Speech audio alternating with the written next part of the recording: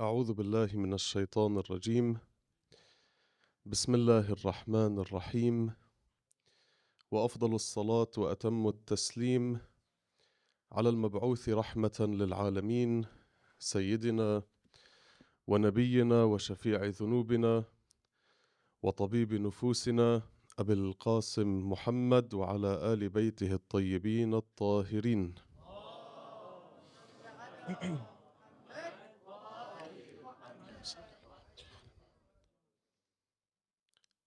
شيخنا الجليل والعزيز, respected and beloved brothers and sisters and elders, Assalamu alaikum jami'an wa rahmatullahi wa barakatuh. وأعظم الله أجورنا وأجوركم بذكرى شهادة سيدة نساء العالمين فاطمة بنت محمد. اللهم صل.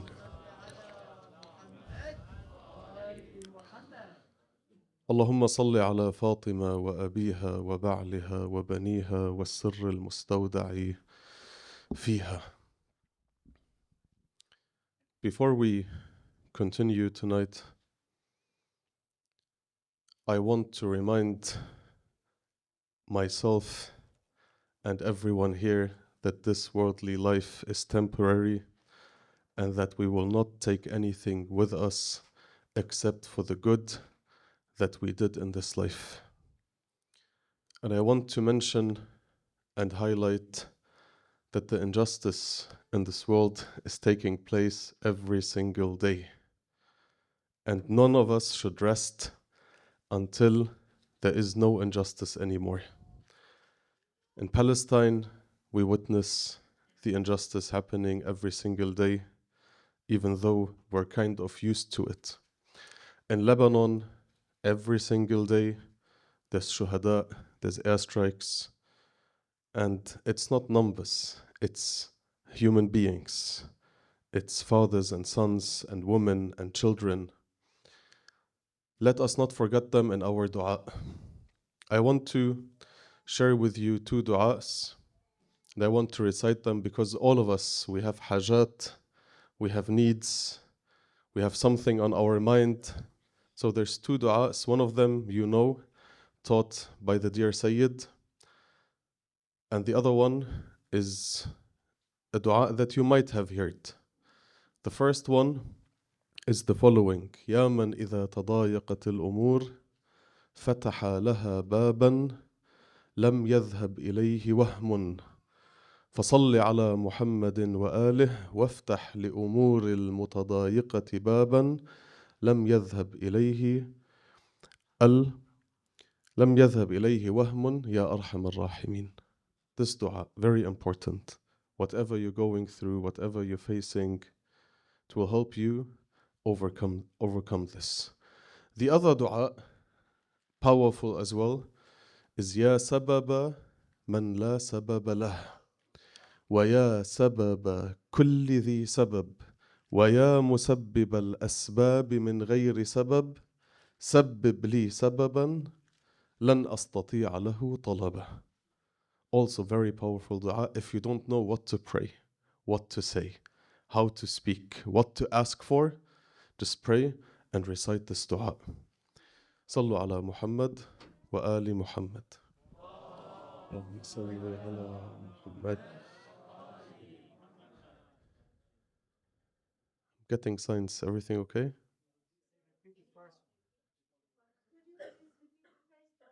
The first dua, طيب صلوا على محمد وآل محمد. اللهم صل على محمد وآل محمد. يا من إذا تضايقت الأمور فتح لها بابا لم يذهب إليه وهم فصل على محمد وآله وافتح لأمور المتضايقة بابا لم يذهب إليه وهم يا أرحم الراحمين. This is the first dua. اللهم صل على محمد وعلى محمد. Yesterday we finished with a reflection. We spoke about the point that mentioned that Allah's wisdom is infinite, is limitless, And when he decided to create us in this time and age, there's definitely a wisdom. I want to start from here again, because we are privileged, we are lucky. Because if we look at the timeline, if we look at the timeline from the beginning till the end, we know that Allah Ta'ala sent more than 125,000 prophets. And I mentioned yesterday that we could have been born in the time of Nabi Musa alayhi salam, in the time of Nabi Idris alayhi salam, in the time of Nabi Adam alayhi salam. But why did Allah Ta'ala choose me and us to be born in this time and age? Yani, in other words, if we knew about the godly plan and we had the choice to be born in any time, in any age, where would we choose to be born? The time of Nabi Adam, and then we ask Allah Azza wa Jal, when is salvation? When is this ultimate light and justice going to happen? And He tells us there's 124,000 prophets after you, and then at the end of time, we would want to be in the end of time.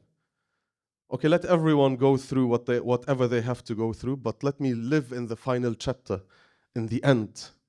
Let me be there. And we're probably in the last part of the final chapter. We're living in the time of the last hujjah, of the last messenger of Allah Ta'ala in this sense, not in the Quranic sense, Rasul. He's not a Rasul, but the last hujjah of Allah Ta'ala. We're living in the final chapter, and he's been away for more than 1,000 years now. But we're living in that time and age. But there is a wisdom. There is a reason. Some of us were born in the West. Of course there's a wisdom. But why? What's the goal? Why are we here? Why were we given this privilege to live in the time of the last and final hujjah? And during his time, justice will be established. But what are we supposed to do? What's our goal? What's our aim? What's our vision? What's our worldview? Because most of us, we have individual goals. The priority is me, myself, my house, my car, my family, my children, and that's it. This is how we practically live. Even though up here we should have a different worldview, practically we mainly care about ourselves. Because the Western media, the way we grew up in school, what we've been taught is care about yourself. And they designed everything around us in a way that we care about ourselves only. Love yourself, put yourself first. Worry about yourself, your holiday, your vacation, your comfort. So we set our priorities in a very individualistic way. It's just me as an individual. What do I want to do? What are my targets? What are my goals? And I mentioned in one of the nights, fast forward your life 10 years from now, 20 years from now, 30 years from now. Where do you see yourself? Even in 100 years from now, where do you see yourself? Yes, I know, under the ground, under the earth, dead. But all right, what did you do? What did you achieve? Why are you living in the first place? This is why we need a worldview to set our goals. Because everything around us tells us individual goals, individual goals, individual goals, and comfort. We all want comfort. But does comfort really exist in this dunya? Are we supposed to be comfortable in this dunya? The proper Islamic worldview tells you, ad-dunya mazra'atul akhirah. This dunya is the farm of the akhirah. Are you supposed to rest in a farm? Dar amal. We say this up here though. Dar amal. And they don't mean work. Like Dar amal. But we run after comfort and raha. And retiring. And relaxing. But do you really want to have this? If that's a valid goal, Why do all these billionaires and rich people, why didn't they retire and why don't they just leave us alone? Why do they still continue to make business and work? Why are they still there? They have billions and billions. You will not settle even if you have billions. Even if you have all the money in the world, you will not settle. Even if you achieve all your targets, all your goals, you will set another goal. Because when you're young, you think, if I graduate, I'll be happy. And then you're not happy. If I have my own car, I'll be happy. And then you have your car, you're not happy. If I get married, I'll be happy. You get married and you're not happy. If I have my family, I'll be happy. You achieve all your goals and then you don't find the satisfaction that you want. There's a weak narration. It's weak though, but the meaning is nice. It says that the Prophet saw Jibreel alayhi salam between the heavens and the earth, بين السماء والأرض. And he saw Jibreel smiling or laughing. So he asked him, why are you smiling? Why are you laughing? He said, because people are looking for something that doesn't exist. They are searching for something that doesn't exist. And he told him, what is it? He replied, Ar-Raha. Comfort doesn't exist in this dunya. If you set a goal that you cannot achieve, you will never rest. You will never stop. And Islam isn't a religion about the individual. If you understand Islam properly, you will know Islam is a social religion. You have to set social goals. It's not me and myself. Because if you look at Salah, look at the importance of Salatul Jama'ah. Jama'ah, social. Sawm, if we look at our Furu' ad-Din. Sawm, it's true, you fast. But who do you break your fast with?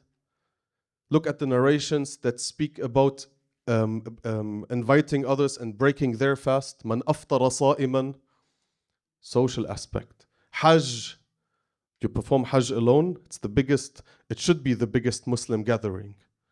Social aspect. Because you come from all over the world to meet there. If you look at khums and zakat and jihad, amr bil ma'roof, nahi an al-munkar, it's all social. It's never about the individual.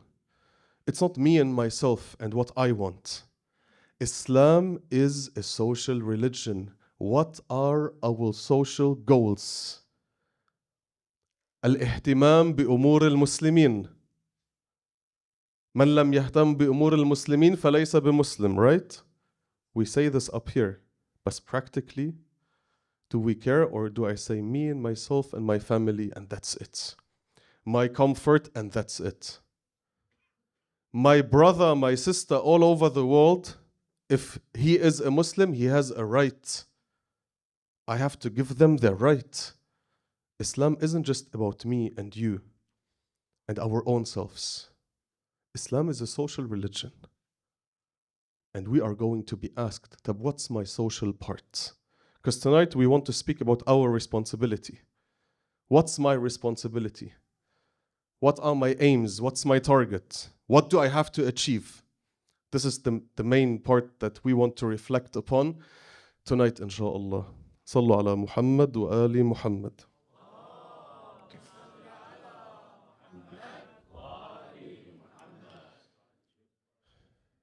And we all have a role in this. Because Allah Ta'ala tells us in Surah Al-Hadid, verse 25, لَقَدْ أَرْسَلْنَا رُسُلَنَا بِالْبَيِّنَاتِ وَأَنزَلْنَا مَعَهُمُ الْكِتَابَ وَالْمِيزَانَ لِيَقُومَ النَّاسِ بِالْقِسْطِ. And Allah Azza wa Jal is saying, indeed we have sent our messengers with clear proofs and revealed with them the scripture and the balance, the justice, that mankind may keep up justice. Al-Mizan. So that you keep up justice. لِيَقُومَ النَّاسُ بِالْقِسْطِ. Who is an-nas? It's me and you and everyone here. If Allah wanted to force a justice upon us, He could have done this. There's no point. Allah wants society to reach a level where they establish justice Of course, with the help of the Imam that leads this society. But the mujtama' has to be ready. We all have a duty. We all have to take a role in this justice, establishing justice. This is the main goal. This should be a priority in our life. Because when the Quran says, وَقِفُوهُمْ إِنَّهُمْ مَسْئُولُونَ, stop them, they shall be questioned. What do you think Allah is going to ask you? He's going to ask you, how did you spend your life? Where did you get your money from? Etc. But do you think He's going to ask you, Allah, how was your life? Did you like where I placed you in this dunya? Was it comfortable? Did you go to work? MashaAllah, did you enjoy your life? Did you just pray and fast and that's it? Khalas? It's done? No, it's not done. إِنَّهُمْ مَسْئُولُونَ. Every single one of us will be asked, what did you do for the godly plan? What did you contribute to the social justice? Were you a part of the plan or no? Because in another verse, the Quran says, فَلَنَسْأَلَنَّ الَّذِينَ أُرْسِلَ إِلَيْهِمْ وَلَنَسْأَلَنَّ الْمُرْسَلِينَ. We shall question those to which the book was sent, which is us, every one of us. And then we will ask the messengers. فَلَنَسْأَلَنَّ الَّذِينَ أُرْسِلَ إِلَيْهِمْ وَلَنَسْأَلَنَّ الْمُرْسَلِينَ.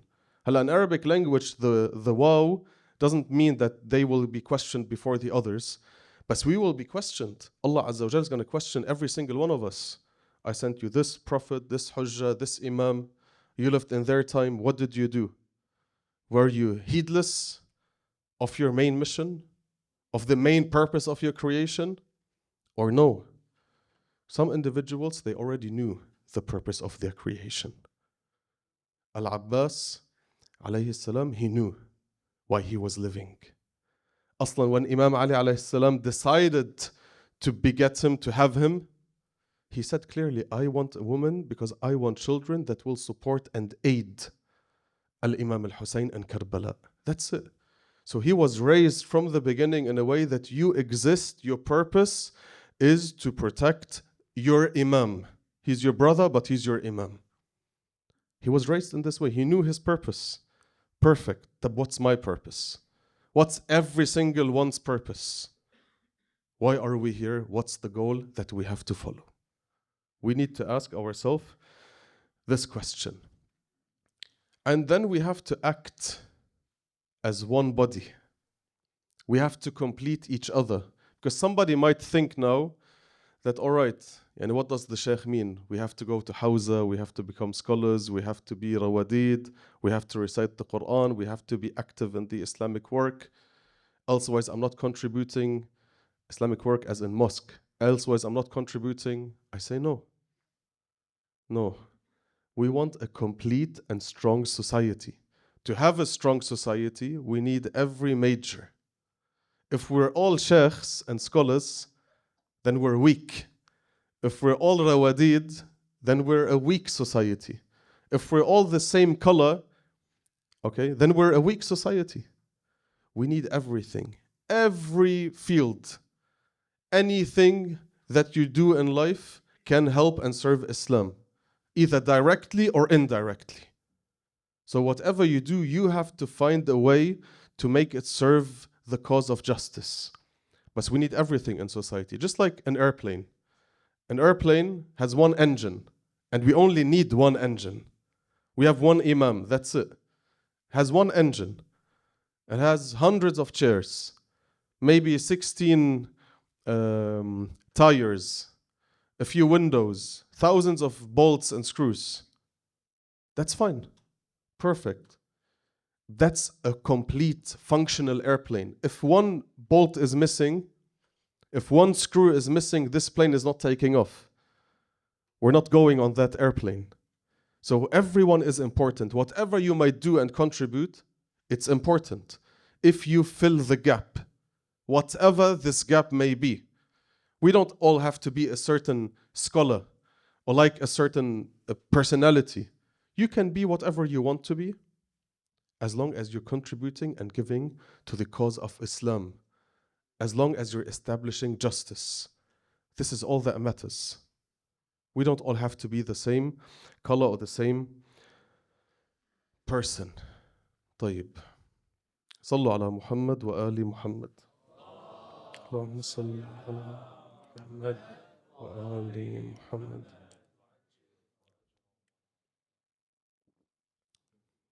Because coming to the mosque, attending the majlis, ma'tam, this is all good. Everyone will be rewarded, inshallah. But does it end here? And does it stop here?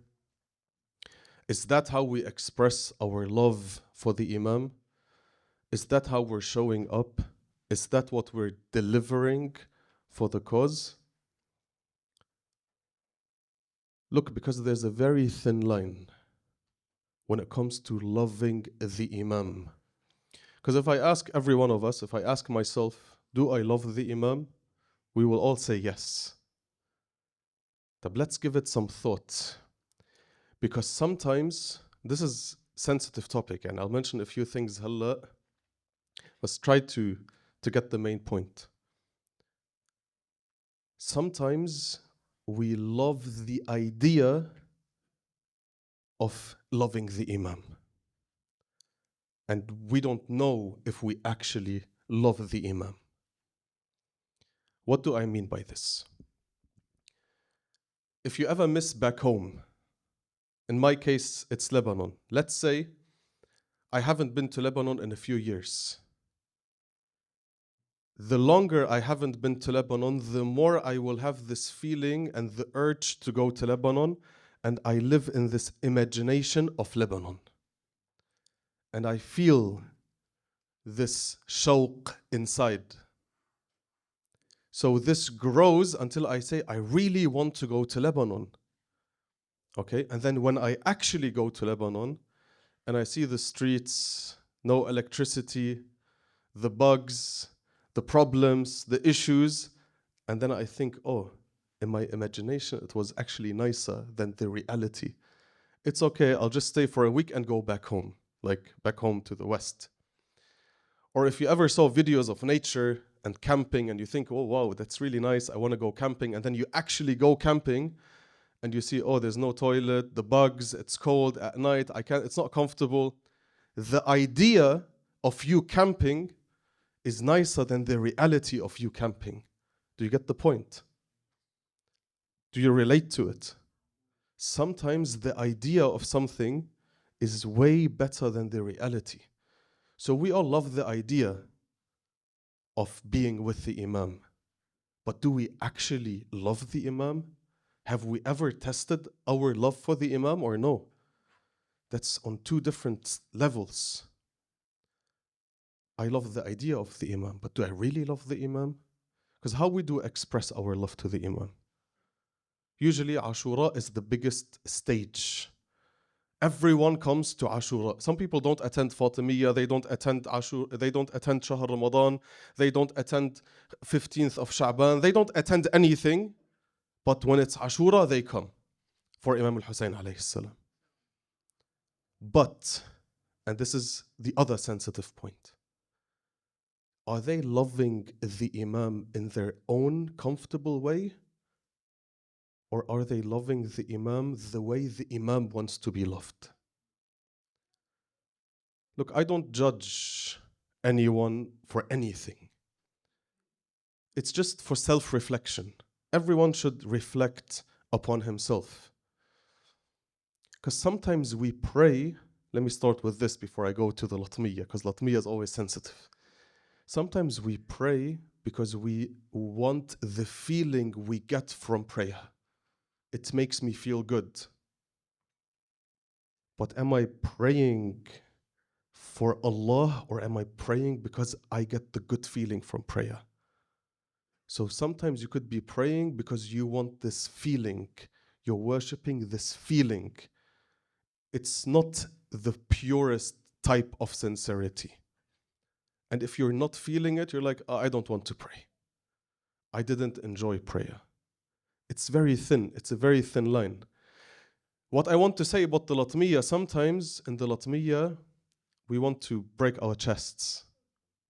and we do Latmiyya very hard, strong. But am I doing this for my own pleasure? Because I like the idea of Latmiyya, I enjoy the Latmiyya, or am I doing this really for Imam al-Hussein alayhi salam? Because if I was doing this for Imam al-Hussein alayhi salam, if I have so much love during the Latmiyya for Imam al-Hussein, but when it comes to everything else, there is no love for Imam al-Hussein. Allahumma salli ala Muhammad wa ali Muhammad. Ala Sayyidina, salam alaikum. When it comes to the Latmiyya, then my love rises for Imam al-Hussein, but when it comes to prayer and salah, my love decreases for Imam al-Hussein. There is no match. Tab, how come? Why? When it comes to serving in the mawkib, I'm willing to do this, but when it comes to gaining knowledge, which the Imam ordered me to do, my love decreases. So is it a one-sided relationship with the Imam? Like I said, it's just a point worthy of reflection. Is it just a one-sided thing? I enjoy Latmiyya way more than any other ibadat. So am I loving the Imam the way I want to love the Imam? Or am I loving the Imam wants to be loved? And think about this. Think about this. Because sometimes, like I said, it's a very thin line. We don't recognize. We just go with the flow without analyzing our own self. Why am I doing this? Of course I want to love the Imam. But is the Imam loving me back? Allahu A'lam. Inshallah he is. But it's a very, very, very thin line. Because I want the Imam to look at me. I want him, but does he want me?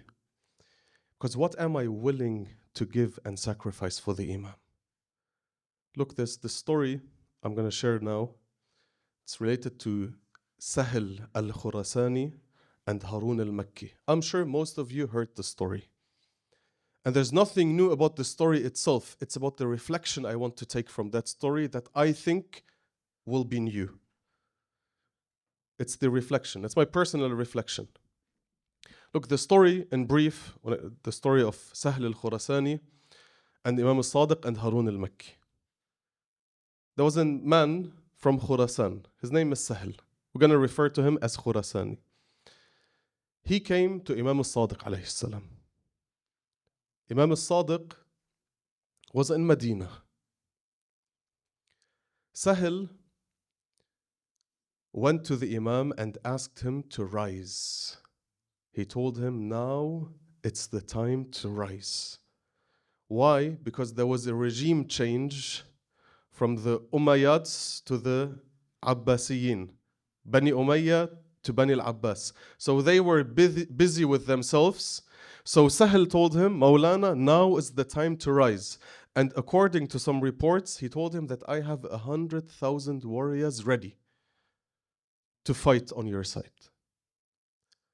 to join the battle.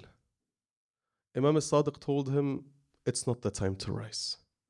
He told him, but I'm telling you, I have so and so many warriors, and it's the time to rise. What did Imam al-Sadiq tell him? Idkhul al-Tannur. Go into the oven. He told him, Mawlay, I'm willing to fight with you, but why would I go into the oven? Aqilni. Afini. He told him, Afawtu ank. It's okay. You don't have to go into the oven anymore. And then Harun al-Makki walked in. When Harun al-Makki walked in, Imam al-Sadiq told him, take off your sandals and go into the Tannur. Harun al-Makki, without a single word, he went into the Tannur.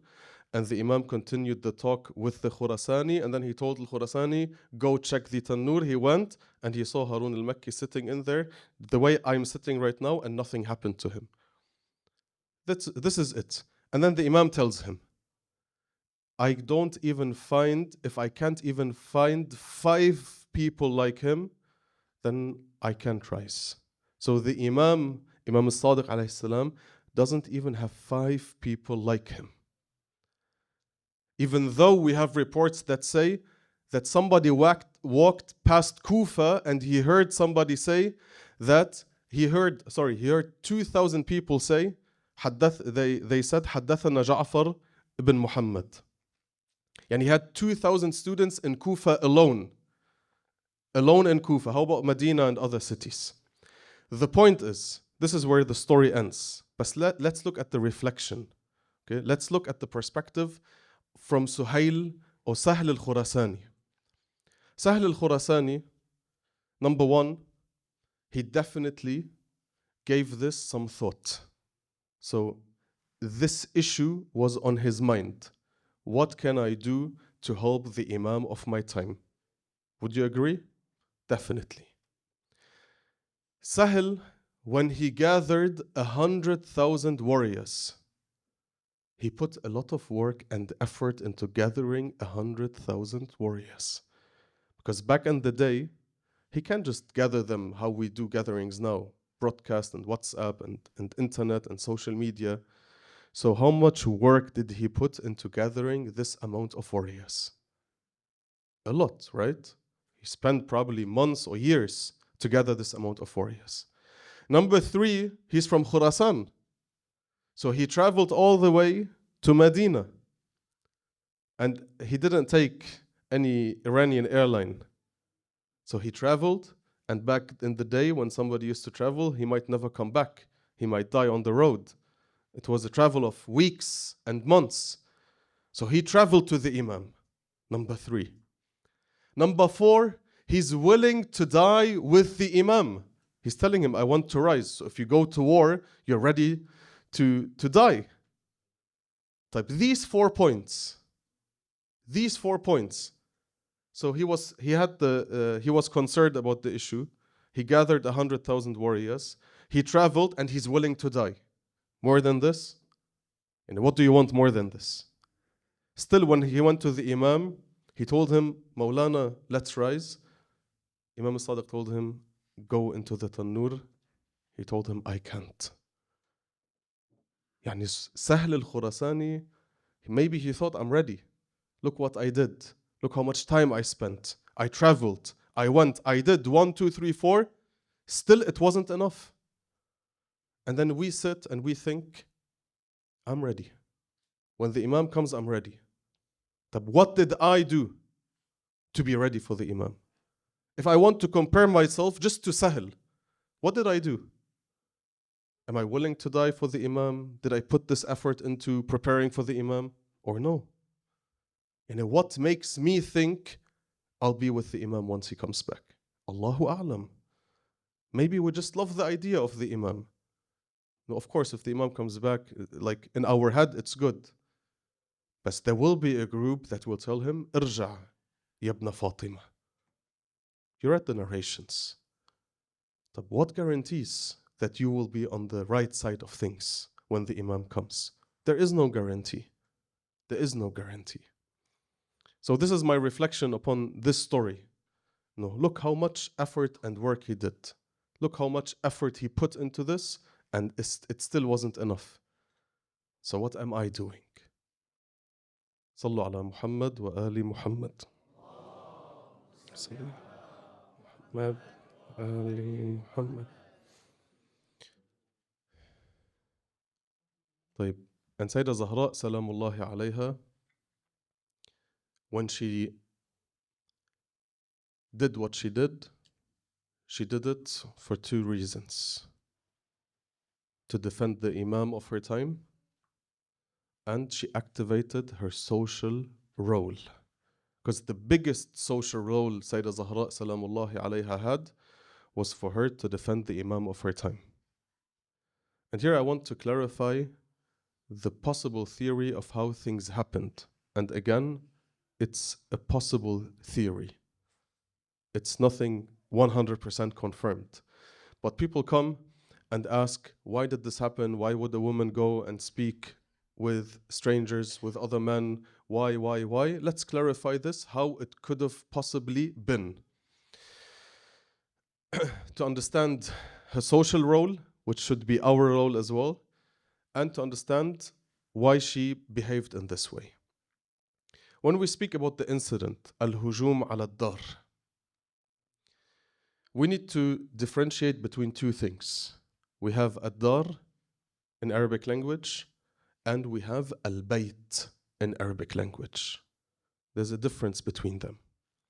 Ad-dar in Arabic language is the house that has multiple buyut. Now what we call bayt is house, but it's not. Bayt in Arabic language is the room. Al-ghurfa, ghurfi. This is bayt. Ad-dar is the one that has multiple buyut inside. How can we prove this easily? Go back to the Arabic books, but I will give you a few examples that will clarify this. In Arabic language, when we say baytul khala, it's the toilet, right? Baytul khala. Baytul nar is what? The kitchen. Say baytul nar. These are just two small examples. When Imam Ali alayhi salam built Baytul Ahzan for Sayyidah Zahra, he didn't build a house. It was a room. Baytul Ahzan. So even if you go to ziyarah, if you visit the house of Imam Ali, you will see Bayt Zainab, Bayt Al-Abbas, something like this. It's written on there. And it's a room. It refers to a room in Arabic language. So the hujum, the attack that happened, we call it al-hujum ala dar. They attacked the dar, not the bayt. Not the bayt in Arabic language. طيب. What happened and how did it happen and why did things happen in this way? History says that the Khalifa sent multiple people to Ali's dar to tell him to come and give bay'ah. And Ali alayhi salam, the first time he went himself, second time he went himself, he said, I'm not going to go, I'm not going. And then Ali alayhi salam had a gathering with some of his companions. Okay? In one of the buyut of that dar, in one of the rooms, he was with a few companions.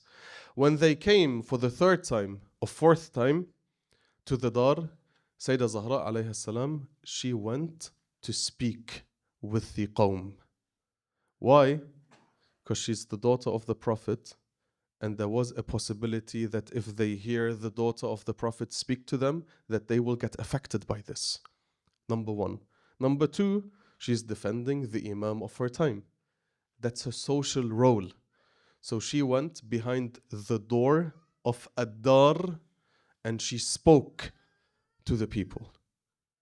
When she spoke to the people, she was behind the door. They heard everything. They wanted to attack. Inna fi ad-dari la Fatima wa in. They attacked.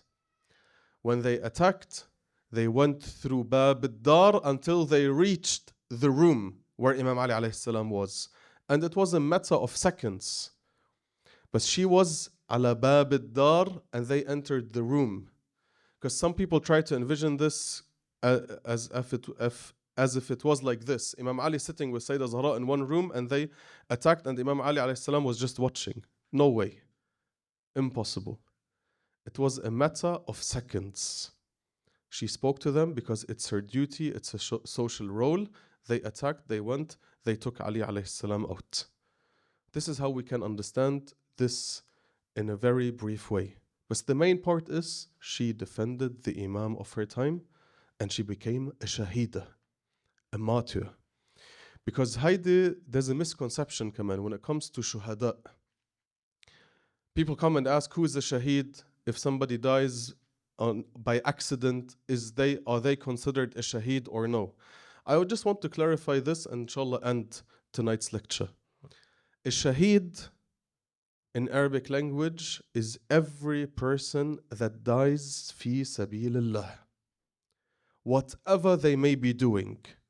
If you're going to the mosque and the intention is, I'm going to the mosque fi sabilillah, and you die, you are considered a shaheed. If you're writing a book and you die, you're writing the book with the right intention fi sabilillah, you are a shaheed. There's a special type of shahada which is shaheedul jihad. If you die on the battlefield, you have special ahkam. There is no takfeen, no taghsil, etc. when certain conditions are met. So Shahidul Jihad is a very high stage, it's a very high form, very high type of Shahada. But anyone who dies while he's doing something fi sabilillah, even if you're going to work fi sabilillah, raising your children fi sabilillah, playing with your children fi sabilillah, and you die, then you are considered a shaheed. We have Shahidul Alim, Shahidul Amal, Shahidul Jihad. We have all of this. الشهيد. فسيدة سهراء عليها السلام صديقة شهيدة. Even though she wasn't on the battlefield. It doesn't matter. Our ulamas, our imams are all shuhada. Our ulamas, they should all be shuhada because they died while they were doing something fi sabilillah. They are considered a shaheed. Shuhada. May we all, inshallah, reach the level of shahada, achieve martyrdom, and leave the world in the best possible of ways, inshallah. Walhamdulillah Rabbil Alameen. Wa sallallahu ala Sayyidina wa Nabiyyina Muhammad wa alihi at-tahirin. Wa salli ala Muhammad wa ali Muhammad.